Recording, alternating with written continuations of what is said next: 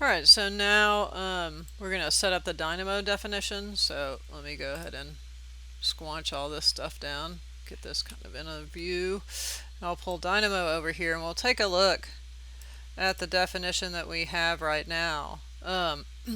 So basically what you want to do is you want to collect all the family types of whatever this guy is, right?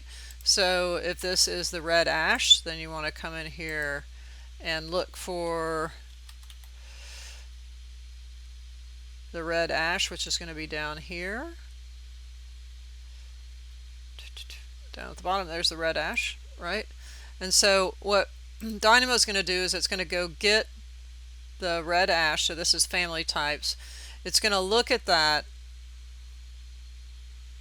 Let's escape in here.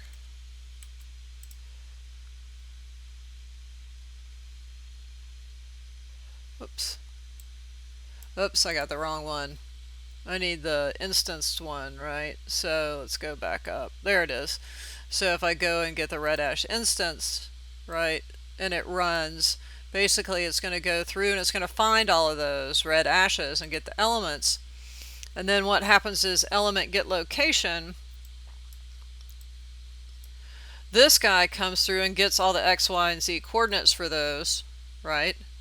And then this geometry looks at those points and gets, we haven't set it yet, but I'm going to select a model element, that little adaptive point, and it's going to get that location. It's going to make a distance between those two. So as soon as I do this, it should start to change the size of the trees. We'll talk about these guys afterwards.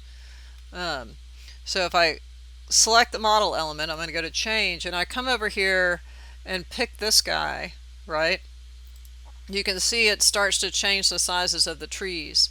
And what it does is it gets the location, so it gets the point of that, and this geometry distance to measures the distance between these points and this point, and spits out all those distances in order, right? And so then this code block just makes it a little smaller, right? So if I get rid of the x times 0.5, it's a multiplication, right? So if I just bypass this, it would do the full height, right? So each one of those trees is now representing the distance between it and this point.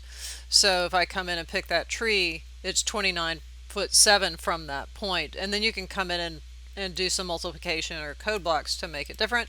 And then if I come out here, right, and pick that point, I can still move this and it will just recalculate each time I move that, right?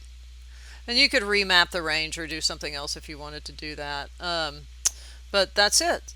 All right, so again, let me make this full screen. I'll zoom in on it so you can sort of see it.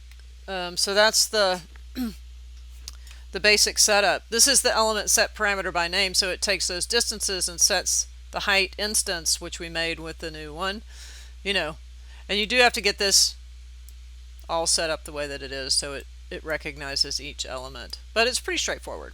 All right.